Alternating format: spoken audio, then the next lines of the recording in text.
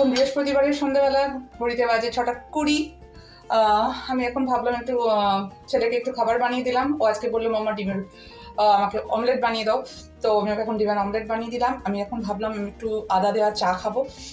আদা দেওয়া চা না, বিশেষ করে তোমার চিনি ছাড়া, এটা তুমি খেতে পারো।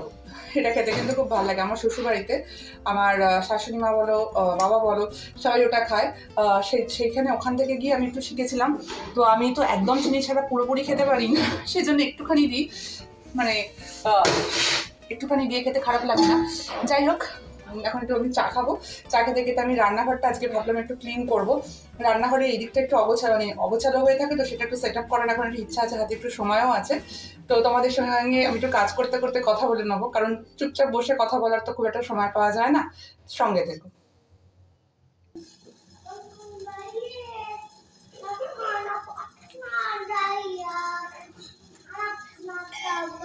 এই যে সন্ধ্যাবেলা চাটা বসিয়ে দিয়ে তো ছেলের টেবিলে খাবারটা দিয়ে এসে ভাবলাম রান্নাঘরটা একটু গোছগাছ করে নিই। এটা আমার কেনা ছিল বেশ কিছুদিন ধরে, কিন্তু আমার ঠিকঠাক সময় পাচ্ছিলাম না গোছানোর জন্য। ভাবলাম একটু আজকে একটু কাজ করতে করতে এই কাজটাও একটু করে নিই, দেখতেও সুন্দর লাগবে। একটু আমার কাপগুলো আমি ঠিকঠাকভাবে ভালোভাবে রাখতে পারবো। এই যে এটা আমি এখন আমার হাজব্যান্ডের জন্য এই সিডসটা আমি রেখেছি। ও এখন অফিস থেকে এসে খাবে আপেল সাইডার ভিনিগারের এর মধ্যে দিয়ে। এটা ভীষণ উপকারী।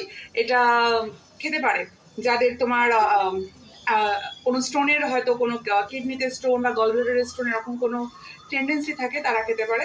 ওর একবার স্টোন হয়েছিল, সেই হিসেবে এটা ও সপ্তাহে 2-3 দিন করে খায়। এটা কিন্তু ভীষণ ভীষণ উপকারী, খেতে পারো।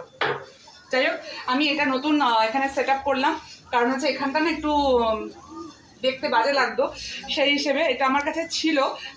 এটা আমি এখানে লাগালাম। এটা কেমন হয়েছে অবশ্যই জানিও। আর এখানে আমার চায়ের জল, এই যে চায়ের জলও মোটামুটি ফুটে গেছে। এটা একদিকে করতে করতে আমার চাটা হয়ে গেছে।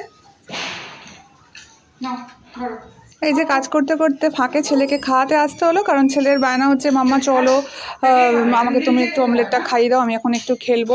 বুঝতেই পারছো বাচ্চাদের কখন কি মুড চেঞ্জ হয়, সেটা তো বোঝা বড় দেয়। তাই ছেলে আমার কুট্টু যখন আমার কাছে আবদার করছে মাম্মা চলো আমাকে একটু খাইয়ে দাও, আমি খেলবো, তো সেই আবদার তো রাখতেই হবে আমাকে। মায়েদের অনেক কিছু দিক সামলাতে হয়, মায়েরা সব কিছু পারে, আমাদের মায়েরাও পারতো, এখন আমরাও পারছি। এখন ওকে খাইয়ে দিয়ে রান্নাঘরে চলে এলাম সন্ধ্যের জন্য আটা মাখতে। আমাদের সন্ধ্যেবেলাটা না বড় ব্যস্ত হয়ে কাটে, সকালেও ব্যস্ত হয়ে থাকে, মাঝখানে হয়তো বিকেলবেলাটা 10-15 মিনিটের একটু পাওয়ার ন্যাপ হয়তো নেওয়া হয়, কারণ তারপরে আমার নিজের পার্সোনাল কিছু কাজকর্ম থাকে, যেগুলো ভীষণভাবে ইম্পর্টেন্ট, সেগুলো আমাকে করতে হয়, কারণ ওটাও আমি ভালোবেসে করি। আমি